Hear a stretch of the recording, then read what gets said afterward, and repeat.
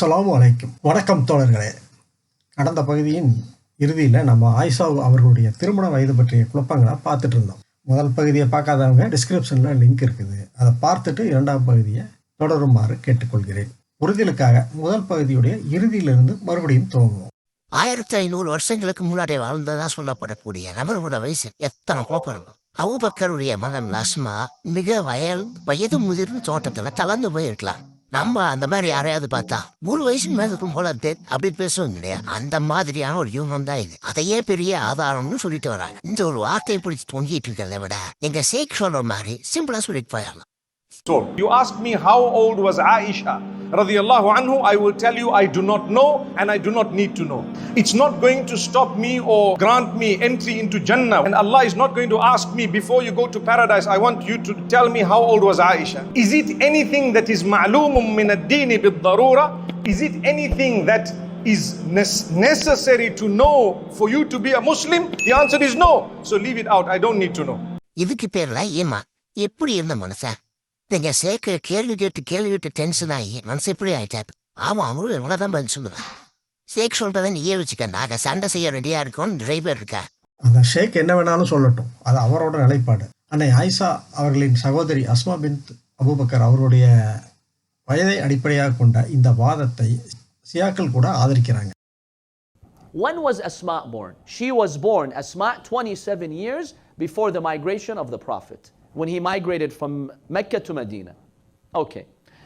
So at the time of Bi'tha, when the Prophet ﷺ received revelation, how old was she? How old was Asma?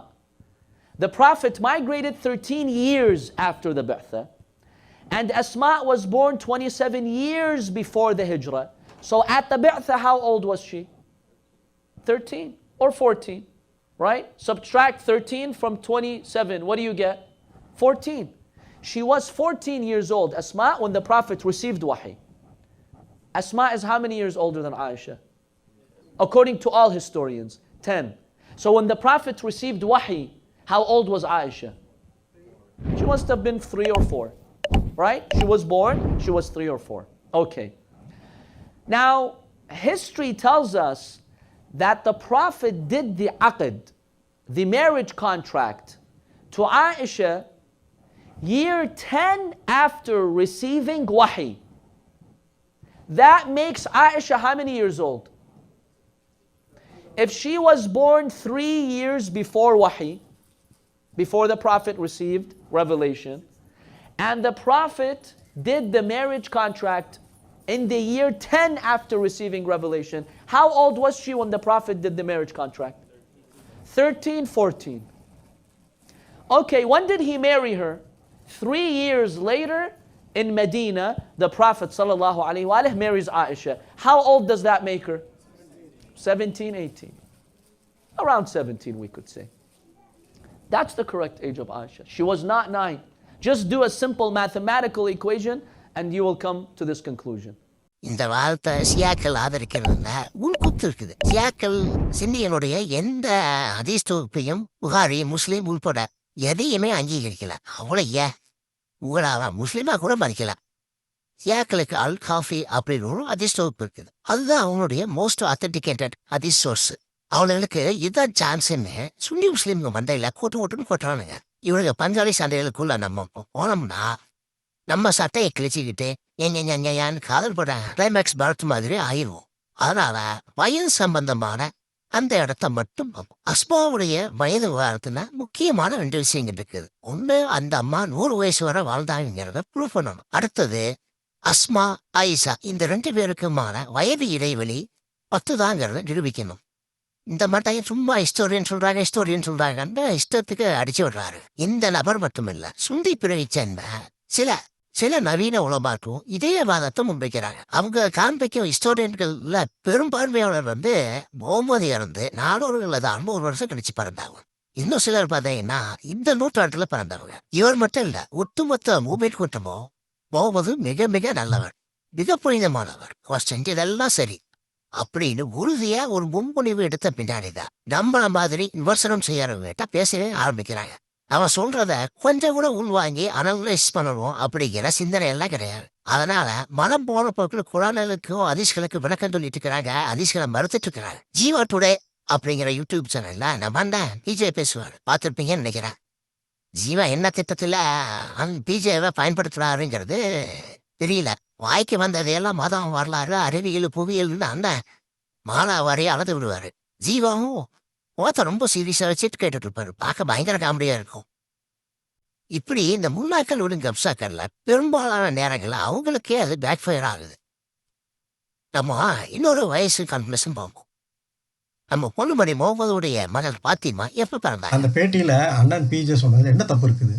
அவர் சொன்னதெல்லாம் குரான் ஹதீஸ்களுக்கு முரண்படாமலும் logic சரியாகவும் இருக்குது.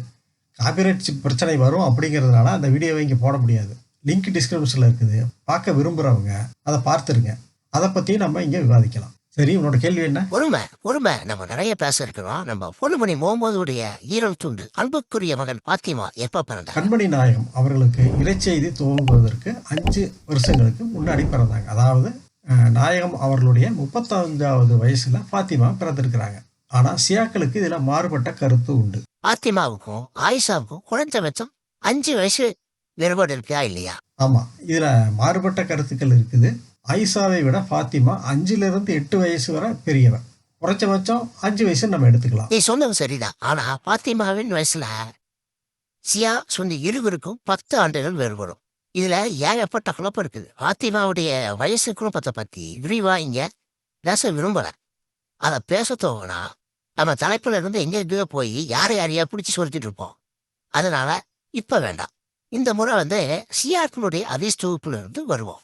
சியாக்களாக பெரிதும் போற்றப்படும் அல் coffee அப்படிங்கிற ஹதீஸ் தொகுப்புல சாப்டர் 113 ஹதீஸ் நம்பர் 11. தம்பி, அந்த ஹதீஸ் கொஞ்சம் படிப்பா. I heard Abu Ja'far say, Fatima, daughter of the Holy Prophet, was born 5 years after the proclaimed to be the messenger of Allah, and she passed away when she was 18 years and 75 days. இவனுங்க வருஷம் மாசம் நாளுமே எல்லாத்தையும் வச்சிருக்காங்க. விட்டா எவ்வளோ minutes எவ்வளோ second கூட போட்டு வச்சிருவானு கூட. எப்படி கில்லி பேர் வச்சிருக்கானுங்க. இப்போ இந்த ஹதீஸ் படி பார்த்தோம்னா CE 632 பாத்திமா மரணம் அடையும் போது அவங்களுக்கு 18 வயசு சில மாசங்கள் அப்படியே வயசு. இதுல CE 632 18 கிடைச்சோம்னா அது முகமது தன்னை நபியா அறிவிச்சு கொண்டதுலேருந்து 4 அல்லது 5வது ஆண்டுல பாத்திமா பிறந்திருக்கிறாங்க. நாம முதல்ல பார்த்த கண்டிஷன் படி ஆயிஷா பாத்திமாவை விட 5 வயசு இளையவர். அப்படி பார்த்தோம்னா CE 614 கூட ஒரு 15 ஆட் பண்ணோம்னா CE 619 ஆயிஷா பிறந்திருக்கணும். நம்ம இதுவரை பார்த்த இஸ்லாமிய ஆதாரங்கள் படி CE 623 அதாவது ஹிஜ்ரி 1ஆம் ஆண்டில் முகமது ஆயிஷாவுடன் தன்னுடைய தாம்பத்திய வாழ்க்கையை துவங்கினார் என்பதை நம்ம கடந்த பகுதியிலையும் பார்த்தோம். CE 623 மைனஸ் CE 619 போட்டோம்னா மீதி 4 வயசுல வரும். இதுக்கு நம்ம புகாரி ஹதீஸ் சொன்ன 9 வயசே பரவாயில்ல போல. என்னையா முகமது வர மரியாதை கீழே போயிட்டு கடைசியில் உனக்கு நீயே செலவாத்து படிக்கணும் போல இருக்க. நீ மேற்கோள் காண்பிச்ச சியா முல்லாவும் நாம் பார்த்த இந்த அல் காஃபி ஹதீஸும் உறுதி செஞ்சு பேசுறாரு. அந்த கிளிப்பை பாரு. Well, in the 5th year of the Hijrah, a very significant event that happened in Mecca was the birth of Lady Fatima, salamullahi alayha. She was born in the 5th year of the Hijrah. Now, what's that? Ba'tha, I'm sorry, yes. The 5th year after Ba'tha. So we're talking 5 years after the Prophet sallallahu alayhi wa alayhi received revelation. இது மட்டுமல்ல, இதுல வேறொரு பிரச்சனையும் இருக்குது. Fathima CE 614 பிறந்திருக்கிறார். அவருக்கு CE 624 திருமணம் ஆகுது. அதாவது பாத்திமாவுக்கு 9 அல்லது 10வது வயசுல உறவு கொள்ளப்படுறார் அப்படிங்கிறதா இதோட. And that's the marriage of Imam Ali and Lady Fatima alayhi salam. Imam Ali ibn Abi Talib alayhi salam at this point was about 24 years old, whereas Lady Fatima alayhi salam was around 9 years old. இதுக்கு அடுத்த ஆண்டு முதல் பிரசவம், அதாவது 10 அல்லது 11 வயசுல. அதுக்கு அடுத்தடுத்து தொடர்ந்து பிரசவம். ஒரு 11 வயசு பெண்ணை நிலைய பாருங்க. இந்த செய்தியை உண்மையா இருக்கிறது வாய்ப்பதிகம். அதான் ஏங்கிறத அப்படின்னு சொல்றேன். என்ன ஏன் கொடுமை, என்ன கொடுமை இது? இவனுக்கு தான் உலகத்துக்கு முன்மாதிரியாம் கொடுமை. அவங்களோட அந்த சியா கோஷ்டி முல்லா மாமனாருக்கு வக்காலத்து வாங்குறேன்னு போய் மருமகனோட சிறைக்கிச்சு விட்டுட்டான். சியாக்களோட ஹதீஸ்களை ஏற்றுக்க முடியாது. ஏதாவது ஒரு பக்கம் நின்று பேசு. இப்படி ரெண்டையும் மட்டும் குழப்பாத. சியாக்கள் இட்டு கட்டக்கூடியவங்க. அவங்க அன்னை ஆயிஷாவை இழிவு செய்யக்கூடியவங்க. நான் ஒரு ரெஃபரன்ஸுக்காக தான் சியாக்களை மேற்கோள் காண்பித்தேன். சுன்னத் ஜமாத்து விளக்கப்படி அன்னை ஃபாத்திமா அவர்கள் கண்மணி நாயகத்திற்கு இறைச்செய்தி வருவதற்கு 5 வருஷத்துக்கு முன்னாடியே பிறந்திருக்கிறாங்க. அதாவது அண்ணனுடைய 35வது வயசுலேயே பிறந்திருக்கிறாங்க. அது எப்படி சியாக்களுடைய வரலாற்று குறிப்புகளை விட முடியும்? அவங்க உங்க பங்காளிங்க தானே. தம்பி, உங்களுடைய அந்த இஸ்லாமிய புத்தகங்கள் வந்து கலந்த மாதிரி முன்னாடி போன கடிக்கும், பின்னாடி வந்தா உடைக்கும். இஸ்லாமை பொறுத்தவரை தெரியுற்றோம், கட்டுப்பட்டோம் அப்படின்னு தான் இருக்கணும். கொஞ்சம் திரும்பி பார்த்தாலும் கதை முடிச்சோம். அதனால இந்த தீக்கா பெரியாரியவாதி கிட்ட போய் உருட்டுற மாதிரி எக்ஸ் முஸ்லீம் கிட்ட வந்தா ரிவிட்டு தெரியுமா, ரிவிட்டு அடிச்சு அனுப்பிடுவோம். சும்மா உதார் விடாத. உனக்கு தான் கால்குலேஷன் போட தெரியுமா? நான் ஒன்று சொல்கிறேன் பாரு. இன்று வரை அந்த கல் அந்த இடத்திலேயே இருக்கிறது. இந்த விவேகமான தீர்ப்பு அனைவருக்கும் மகிழ்ச்சியையும் திருப்தியையும் கொடுத்தது. இந்த கல்லின் காரணமாக குறைஷியர்களுக்கிடையே ஏற்பட இருந்த சண்டையையும் இரத்தம் சிந்துதலையும் அறிவாற்றல் மிக்க இறை தூதர் முஹம்மது நபி ஸல்லல்லாஹு அலைஹி வஸல்லம் அவர்கள் தடுத்து நிறுத்தினார்கள். அதை எண்ணி திருப்தியுடன் முஹம்மது நபி ஸல்லல்லாஹு அலைஹி வஸல்லம் அவர்கள் வீடு திரும்பினார்கள். அன்றைய நன்னாளில் அப்பொழுதுதான் மகள் ஃபாத்திமா பிறந்த நற்செய்தி அவருக்கு கிட்டியது. நம்மளுடைய கண்மணி நாயகம் ஸல்லல்லாஹு அலைஹி வஸல்லம் அவர்களுக்கு CE 610 நபிய பட்டம் கிடைச்சது. அதற்கு 5 வருஷத்துக்கு முன்னாடி CE 605 அன்னை ஃபாத்திமா பிறந்திருக்கிறாங்க. ஆயிஷா ஃபாத்திமாவை விட 5 வயசு இளையவர். அப்படின்னா CE 610 ஆயிஷா பிறந்திருப்பாங்க. CE 623 கண்மணி நாயகம் ஆயிஷாவோட தாம்பத்திய வாழ்க்கையை துவங்கினாங்க. CE 623 610 கழிச்சோம்னா 13 வயசுன்னு வரும். அன்னை ஆயிஷாவுடைய 13வது வயதுலாம் அவங்களுக்கு தாம்பத்திய வாழ்க்கை துவங்குது. இன்னொரு விளக்கமும் இருக்குது. நம்ம ஊரில் இந்த பெண்கள் பருவம் அடைஞ்சால் பூப்பு நீராட்டு விழா நடத்துவாங்க இல்லையா, அந்த மாதிரியான ஒரு நிகழ்ச்சி அன்னைக்கு இருந்த பாகன் அரேபியர்கள்ட்ட முஹையித் அப்படிங்கிற பேரில் இருந்திருக்குது. மாதவிடாய் துவங்குது இல்லையா, அந்த நாளை கணக்கு வச்சு அவங்களுடைய வயசை கணக்கிடுவாங்க. ஆயிஷா அவங்களுக்கு 6 வயசுல திருமணம் ஆகுது. இதன் அடிப்படையில் நம்ம பார்த்தாலும் கண்மணி நாயகம் அன்னை ஆயிஷா அவங்க கூட திருமணம் ஒப்பந்தம் செய்யும்போது ஆயிஷா அவர்களுக்கு 14 வயசு இருந்திருக்கலாம், 14 அல்லது 15 வயசு இருந்திருக்கலாம். 3 ஆண்டுகள் கழிச்சு தாம்பத்திய வாழ்க்கை துவங்கும் போது அந்த ஆயிஷாவிற்கு அப்படியே 18 வயசு இருக்குன்னு சொன்னாதானே இந்த செய்தி முழுமையாகும். ஒவ்வொரு விளக்கத்திலையும் பார்த்தா 12, 13, 14, 17, 18, 19 மாறி மாதிரி வருது. உங்களை மாதிரி ஆகிய குறிப்பிட்ட அந்த 18 வயசு பிடிக்க பார்க்கறது இன்னைக்கு இருக்கிற சட்ட நடைமுறைய மேட்ச் பண்ணுறது தானே. கவனிச்சு பார்த்தீங்கன்னா எந்த ஒரு கால்குலேஷனும் 20க்கு மேலே வரல. நேரடி அதிர்ஷ்டம் ஆயிஷாவின் வயதையும் அன்னைக்கு இருந்த சூழ்நிலைகளையும் நமக்கு தெளிவாக சொல்லும் போது இவங்க எதுக்கு இப்படி உணர்றாங்க அப்படின்னா, எப்படியாவது நம்ம கண்மணியை இன்னைக்கு இருக்கும் நடைமுறையோட பொறுத்திடணுங்கிற விரைதான். நம்ம சுன்னத் ஜமாத் கரகாட்டம் கோஷ்டியுடைய வரலாற்று ஆதாரங்களுக்கு நேர் மாற்றமா சியா கோஷ்டி ஃபாத்திமாவை விட ஆயிஷா 5-10 வயசு முதியவர் ஆதாரங்கள் அள்ளி வீசுறாங்க. இந்த 2 தரப்புமே ஆயிஷா ஃபாத்திமா அப்படிங்கிற இந்த 2 பெண்களோடைய வயசை வச்சு விளையாடி கொண்டிருக்கிறதுல மிக முக்கியமான காரணம் இருக்குங்கிறது வேற விஷயம். இவங்க எழுதி வச்சிருக்கிற இந்த கோமாளத்தனத்துக்கு பேரு வரலாறுன்னு நீங்க நம்பணும்.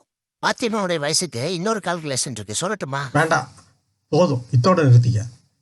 நீங்கள் தான் எங்கள் நம்பிக்கைகள் வரலாறு எதையுமே நம்புறதில்ல. அப்புறம் எதுக்கு நான் உனக்கு பதில் சொல்லணும்? நிறுத்திக்கங்கன்னா என்ன அர்த்தம்? ஆயிஷாவுடைய வயது 9 முடிவு செய்யலாமா? இன்னொரு ஒரே ரோதனையா போச்சு.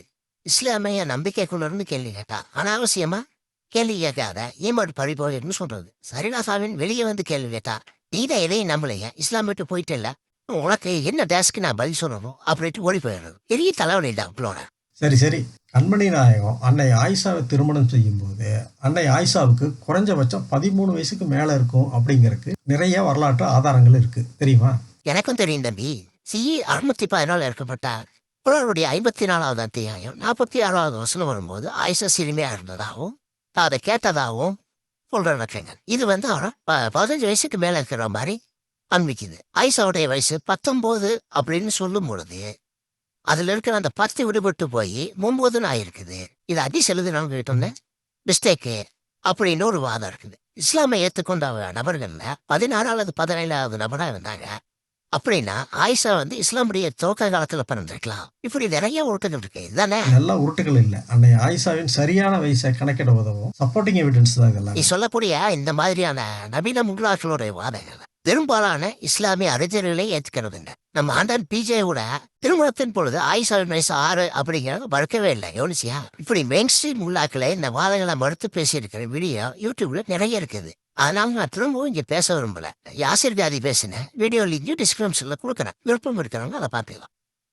சஹீஹான ஹதீஸ்கள் நேரடியா வயசை குறிப்பிடும் போது அதை ஏத்துக்கிறது தான் மூமின்களுக்கு நல்லது. ஏன்னா அறிவிப்பாளர் வரிசை சரியாகவும் குர்ஆனுக்கு முரண்படாமல் இருக்கக்கூடிய மிக நம்பகமான ஹதீஸ்களையே மறுக்கும் போக்கு விபரீதத்துல புரியலாம் அப்படின்னு எல்லா மார்க்க அறிஞர்களும் பயப்படுறாங்க. இந்த மாதிரியான வாதங்கள் விவரம் புரியாத எதிராளியை குழப்பருக்கு மட்டும்தான் உதவும். Wanting to change the age of Aisha represents a frame of mind, a methodology, a paradigm that once we open this door, once we go down this path, then we will be forced to use the same path or the same paradigm for other issues as well.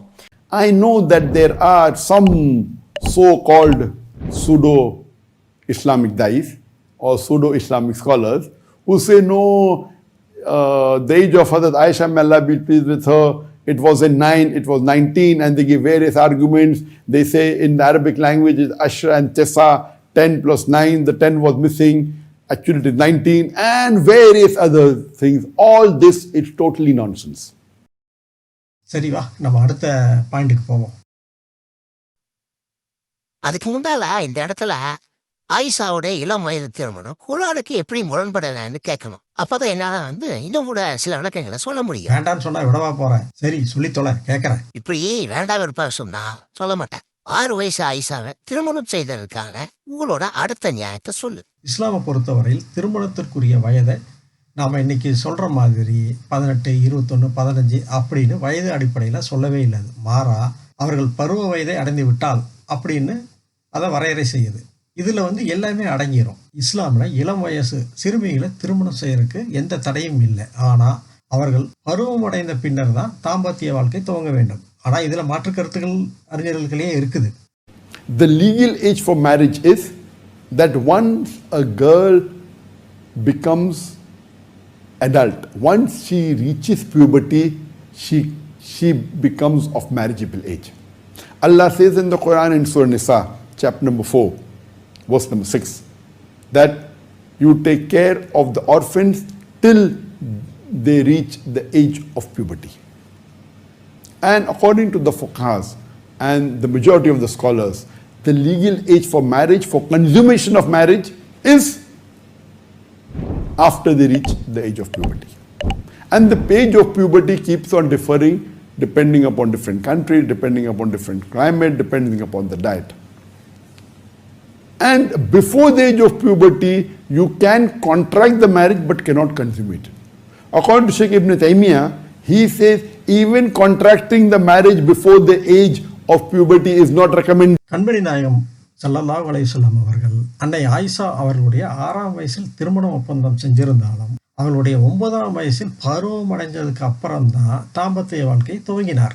And after she attained puberty, there's a hadith that says after she attained puberty, then she consummated the marriage. She went with the Prophet and stayed with him and consummated the marriage. There's a hadith in Tirmidhi, Jami Tirmidhi, volume 2, hadith number 1109, in which Hazrat Aisha, may Allah be pleased with her, she says, radhiyallahu anha, she says that I married at the age of 9. After I attained puberty, I married and I consummated the marriage with the Prophet after she attained puberty at the age of 9. There are various hadith. அனாதைகளை சோதித்து பாருங்கள். அவர்கள் திருமணத்திற்குரிய பருவத்தை அடைந்து விட்டால் அவர்களிடம் தகுதியையும் நீங்கள் கண்டால் அவர்களின் சொத்துக்களை அவர்களிடம் கொடுத்து விடுங்கள். வீண் விரயமாகவும் அவர்கள் பெரியவர்களாகி விடுவார் என பயந்தும் அவசரமாக அதை சாப்பிட்டு விடாதீர்கள். இதில் திருமணத்துக்குரிய பருவம் அடைய வேண்டும் அது அப்படின்னு சொல்றது. இதன் மூலம் திருமணம் செய்வதற்கான காலம் எது அப்படிங்கிறத நம்ம அறியலாம்.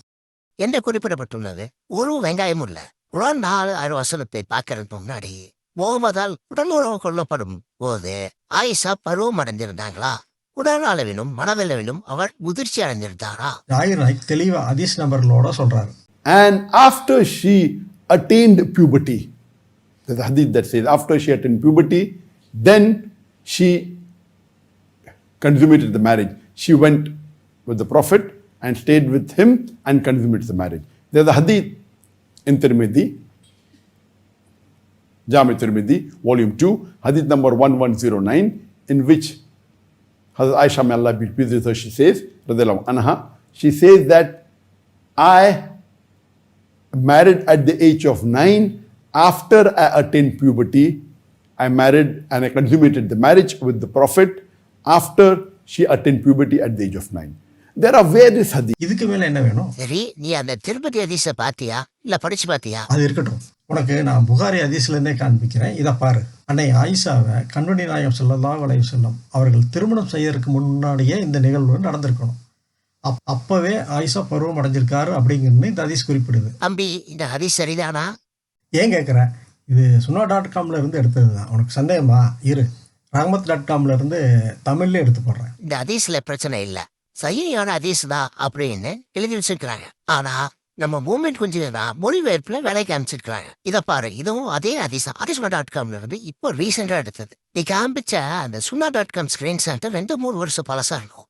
ரஹ்மத்.com அவன் இப்போ இதே ஏமாத்து மொழிபெயர்ப்போட தான் வச்சிருக்கிறான். ஆனா இவனுடைய பழைய மொழிபெயர்ப்பு இல்லையா, அது வேற மாதிரி இருந்துச்சு. அடா பாவிகளா, இவனுங்களை நம்பினதுக்கு சரி எதையாவது பேசி சமாளிப்போம். I attained age of puberty அப்படிங்கிறதுக்கும் I attained age of intelligence அப்படிங்கிறதுக்கும் பெரிய வேறுபாடு ஒன்றும் இல்லையே. இந்த உற்ற வேலைய வேற எங்கேயாவது வச்சுக்க. அந்த ஹதீஸோடைய மூலத்துல வயசு அல்லது அறிவு அப்படின்னு பொருள்படக்கூடிய ஏதாவது ஒரு வார்த்தை இருந்தா கூட பரவாயில்ல. அது அப்படி எதுவுமே இல்லைங்கும் போது நியாயமா இந்த ஹதீஸை இப்படித்தான் மொழிபெயர்த்திருக்கோம். இது ஓரளவுக்கு நேர்மையா இருக்கு பாரு. இன்னும் கூட இதை இப்படி மொழிபெயர்த்துக்கலாம்.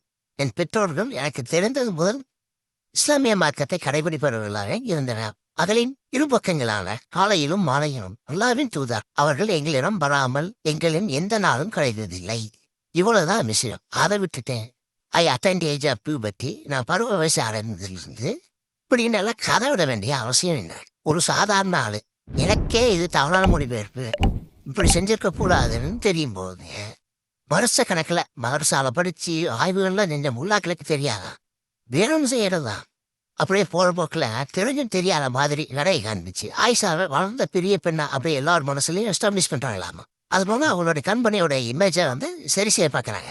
நான் கூட பேசுகிற தலைப்புக்கு சம்பந்தப்பட்ட குரான் ஹதீஸ்களை மட்டும் தான் செக் பண்ணி பார்க்குறேன். இன்னும் எவ்வளோ விஷயங்கள் இப்படி பண்ணி வச்சிருக்கானுங்க தெரியல. டேய் இப்படி மதத்தை காப்பாற்றுறதுக்கு பதிலாக வேற எதையாவது வேலை செய்ய போகலாம். சரி அதை விடு. சிலர் தெரிஞ்ச இந்த மாதிரி செய்கிறாங்க, அதை விட்டுருவோம். ஜாகிர் நாய்க்கு திருமதி ஹதீஸை ரெஃபரன்ஸ் காண்பிச்சு தெளிவாக சொல்கிறாருல்ல, அவர் மட்டும் இல்லை, அண்ணன் பிஜே உட்பட இன்னும் நிறைய பேர் இதே கருத்தில் தான். அதாவது கண்மணி நாயகம் ஆயிஷாவுடன் தாம்பத்திய வாழ்க்கை துவங்கும் போது அன்னை ஆயிஷா பருவம் அடைஞ்சிருந்தாங்க அப்படின்னு தெளிவாக சொல்கிறாங்க. அதுவும் இல்லாமல் அன்னைக்கு அரேபியாவில் 8-9 வயசுகளிலே பெண் குழந்தைகள் பருவம் அடைகிறது ரொம்ப இயல்பாக இருந்திருக்கு. Also, children grew and matured differently at that time because they lived naturally with healthy food, clean environment, and no artificial hormones. Like a 9-year-old girl on those days was not like a 9. அப்போவே இந்த ஹதீஸை காமிச்ச உடனே கேட்டேன், ஞாபகம் இருக்கா? அதுக்குள்ள நம்ம கொஞ்சம் திசை மாறி போயிட்டோம். அது இருக்கட்டும். முதல்ல இந்த ஹதீஸை நீ முழுசா கவனிச்சியா? அந்நியா இருந்தா அவ்வளவு சம்மதம் இல்லாம திருமணம் செய்யக்கூடாது. இந்த சம்பவத்தை கூட மௌனம் சம்பதம் இன்னொரு ஹதீஸ் வச்சு விட்டுறாங்க. அது இருக்கட்டும். இது எப்படி நம்ம கண்மணி முகமது ஆயிஷாவுடன் படுக்கைக்கு போகும்போது ஆயிஷா பருவம் அடைஞ்சிருந்தாங்க அப்படிங்கிறதுக்கு சான்றா இருக்க முடியும். இந்த ஹதீஸ் அன்னை ஆயிஷா பருவம் அடைந்தார் அப்படிங்கிறதுக்கு நேரடி ஆதாரம் இல்லை. இருந்தாலும் இந்த ஹதீஸில் வரக்கூடிய திருமணத்திற்கு கன்னி பெண்ணின் சம்மதம் வேணும் அப்படிங்கிற விதியை தான் ஜாகிர் நாய்க் மாதிரியான அறிஞர்கள் தங்களுடைய வாதத்துக்கு ஒரு பகுதியாக இந்த ஹதீஸை பயன்படுத்துகிறாங்க. ஆனால் இது ஒரு சப்போர்ட்டிங் ஆர்குமெண்ட் தான் அப்படிங்கிறத நான் மறுக்கல. இது உண்மையிலே அன்னை ஆயிஷாவுடைய திருமணம் அவருடைய சம்மதத்தோடைய அவரோட உரிமைகளை மதித்து தான் நடந்திருக்கு அப்படிங்கிறது தான் இதில் வர சொல்லக்கூடிய முக்கியமான செய்தி. அன்னை ஆயிஷா அவர்கள் தனக்கு கட்டாய திருமணம் நிகழ்ந்ததாகவோ கண்மணி நாயகம் ஸல்லல்லாஹு அலைஹி வஸல்லம் அவர்களோட விருப்பம் இல்லாமல் வாழ்ந்ததாகவோ எந்த ஒரு இடத்துலையும் குறிப்பிடலை. பலவீனமானதாகவோ அல்லது இட்டுக்கட்டப்பட்ட அறிவிப்பாக கூட இப்படி ஒரு ஹதீஸ் கிடையாது. ஆயிஷா மௌனமாக இருந்ததுனால அது சம்மதமாகும். அவர் பருவம் அடைஞ்சதுனால தான் திருமண வாழ்க்கை தொடங்கினது. அது மட்டும் இல்லை, இந்த ஹதீஸ் இஸ்லாமில் பெண்கள் உரிமை எந்த அளவுக்கு இருந்திருக்கு அப்படிங்கிறது மட்டும் இல்லாமல் நடைமுறையிலையும் அது எப்படி இருந்திருக்கு அப்படிங்கிறதுக்கு ஒரு சரியான எவிடன்ஸ் ஆகும். டேய், நான் என்ன கேட்டேன்? போகும்போது வேலையை துவங்கும்போது ஆயிஷா ரோமனது இருந்தாங்கன்னு நான் கேட்டேன். குர்ஆன் 4 இதைத்தான் சொல்லுது. அனாதை குழந்தைகளை பற்றி சொல்லும் பொழுது அனாதைகளை அவர்கள் சொத்தை நிர்வகிப்பதற்குரிய தகுதியை அடைந்து விட்டார்களா என்று சோதித்து பார்க்க வேண்டும். அவர்கள் திருமண வயதை அடைந்த பின்னர் அவர்களிடம் பக்குவம் கண்டால் அவர்களது சொத்துக்களை ஒப்படைத்து விடுங்கள். இதில் பலகுன் நிக்கா அப்படிங்கிற வார்த்தை பயன்படுத்தப்பட்டுள்ளது. இதன் பொருள் திருமணத்திற்கு தகுதியான உடல் மற்றும் மன வளர்ச்சியை அடைதல் என்று பொருள். முன்னணி தப்சீர்கள் எல்லாமே பருவமடைதலும் மனப்பக்குவமும் இணைந்தது அப்படின்னு விளக்குறாங்க. இதோடைய மறைமுக மீனிங் பருவமடையாத குழந்தைகளுக்கு அதாவது திருமண ஒப்பந்தம் செய்யக்கூடாது என்பதுதான். இமாம் தபரி, இமாம் ஷாஃபி, இமாம் அகமது போன்றோரின் தெளிவான கருத்தும் இதுதான். முகமது நபிக்கு பின்னர் வந்த சகாபாக்கள் மற்ற அனைவருமே பருவமடையாத குழந்தை திருமணத்தை ஹராமாக கருதினார்கள். இன்னைக்கு பெரும்பாலான முஸ்லீம் அவங்களோட பெண் பிள்ளைகளை அந்த ரேஞ்சில் திருமணம் செஞ்சு வைக்கவில்லை. ஒருவேளை அப்படியே இருந்தாலும் அது வெரி ரேர் கேஸ் தான். இப்போ நீங்க சொல்லக்கூடிய விளக்கங்கள் எல்லாமே பின்னாளில் அவரவர் தெளிவு இருக்கும் தேவை இருக்கா சொல்லுது. இதே மாதிரி எங்கிட்டையும் நிறைய தப்சீர் விளக்கங்கள் இருக்கு. அதையும் நான் சொல்றேன். நான் கேட்கறது எல்லாமே உங்க கண்மணி நாயகத்தோட செயலை பத்தினாங்க. முகமது தன்னோட வேலையை துவங்கும் போது ஆயிஷா பருவமடைந்திருந்தாங்களா அப்படிங்கிறப்ப அதைத்தான் முதல்லயே பார்த்தோமே. ஜாகிர் நாயக் அப்புறம் இன்னொரு மேடம் பேசுகிற வீடியோவை பார்த்தோமே. அந்த வீடியோவில் கண்மணி நாயகம் அவர்கள் ஆயிஷாவை திருமணம் செய்யும் பொழுது அவர்கள் பருவமடைந்தார்கள் அப்படிங்கிறது தெளிவாக சொல்கிறாங்களே. இரு அவசரப்படாத. உன்னோட இந்த வாதத்தின்படி திருமணம் ஒப்பந்தத்தின் பொழுது அதாவது குழந்தை ஆயிஷா 6 வயசா இருக்கும் போதே பருவமடைந்திருக்கு வேணும் இல்லையா? முடியாத குழந்தைகளுக்கு திருமணம் ஒப்பந்தம் செய்வது கூட ஹராம் தான் இந்த வாதத்தின்படி. ஒரு பெண் குழந்தை 6 வயசுல பருவமடைகிறது அப்படிங்கிறது இன்னைக்கும் கூட வெரி ரேர் கேஸ் தான். அன்னைக்கு அப்படிதான் இருந்திருக்கணும். ஆனாலும் நம்ம தீன் வைக்கிற மேனம் பேசுறத கேட்போம். அந்த காலத்துல குழந்தைங்க இயற்கையாவே healthy foods, clean environment, artificial hormones இல்லாம வாழ்ந்ததால குழந்தைங்க வித்தியாசமா வளர்ந்து முதிர்ச்சி அடைஞ்சாங்க. சொல்றது உருட்டு கப்சாவா இருந்தாலும் அதை உறுதியா பேசுறேன் தைரியம் என்னப்பா முதல்ல பாராட்டணும். ஒரே மன தைரியத்தை பாராட்டி அவரை தெம்பூட்டும் விதத்துல நம்ம கம்பெனி தரக்கூடிய ஒரு அதிசய பொருள் ஆலயமணி படத்துல அபிநய சரஸ்வதி, கன்னடத்து பைங்கிளி, நம்ம சரோஜா தேவி பயன்படுத்திய சோப்பு டப்பா இலவசம். இப்பெல்லாம் பெண் குழந்தையின் பருவமடைதல் ஏன் விரைவா நடக்குது அப்படிங்கிற கேள்விக்கு ஒரு பெண் மருத்துவர் சொல்ற பதில கவனிச்சுட்டு தினம் வைக்கிற மேடத்தோட பதில ஆய்வு செய்வோம்.